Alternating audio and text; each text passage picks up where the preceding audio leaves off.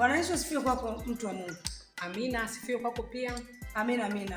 Habari ya uzima? Mungu mwema, Mungu mwema. Naona unasonga mbele. Kweli.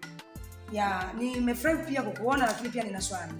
Natamani kuna kitu nitakipata kutoka kwako. Tumekuwa tukimfuatilia Bishop Alam Japhet Kangela. Amekuwa akiendelea kufundisha kwa ajili ya kuwaweka watu huru kuhusiana na hii baraka ya watu wengi. Labda kabla sijaendelea, natamani kukuuliza, umeolewa? Mumeo ana wake wangapi? Na mke mmoja. Ndio wewe. Sawa, swali langu liko hivi kwamba kwa nini ukweli huu ambao Bishop Alam Japhet Kangela amekuwa akiufundisha unaohusu kwamba Mkristo anaruhusiwa kuwa na wake wengi, kwa nini wanawake wengi wakiusikia yani unakuta wanakwazika, wanakasirika, hasira na mambo mengine? Kinachosababisha wawe hivyo ni nini? Nafikiri kinachosababisha ni kwamba wameaminishwa vibaya. Ndio. Wameaminishwa vibaya. Wameaminishwaje vibaya? Labda unaweza ukafafanua kidogo. Wameaminishwa kwamba Mkristo kuwa na wake wengi ni dhambi.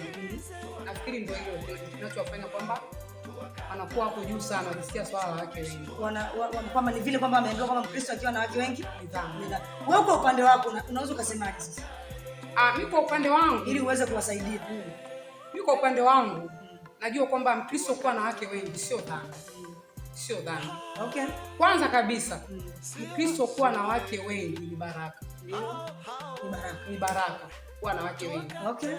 Alafu jambo la pili, tujue kwamba Mkristo kuwa na wake wengi hili ni kusudi la Mungu ambalo limepangwa na haliwezi kupanguka.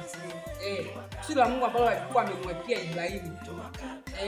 Sasa sawa. Sasa ile siku ya kwanza wakati unaupata ukweli huu, yani unapata taarifa hii, wewe binafsi ulijisikiaje? Yani kiukweli siku ya kwanza ninapopata ukweli huu, kwa kweli nilijisikia vizuri. Na nitaka tu niseme tu kwamba siku ya kwanza nilipokuwa nimesikia ukweli huu, kwa kweli nahisi nilifunguliwa ufahamu. Haukuwa na tashwishi?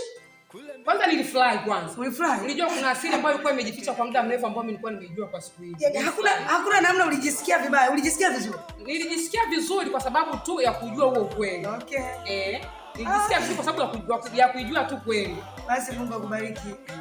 Ni aina ya watu ambao mmebarikiwa. Walio wengi kwa mara ya kwanza baada hata ya kujua ukweli wa jambo hili anaanza kupaniki na kujisikia vibaya. Basi niseme tu kwamba Mungu akubariki. Uwe na siku njema. Amina na wewe. Amen.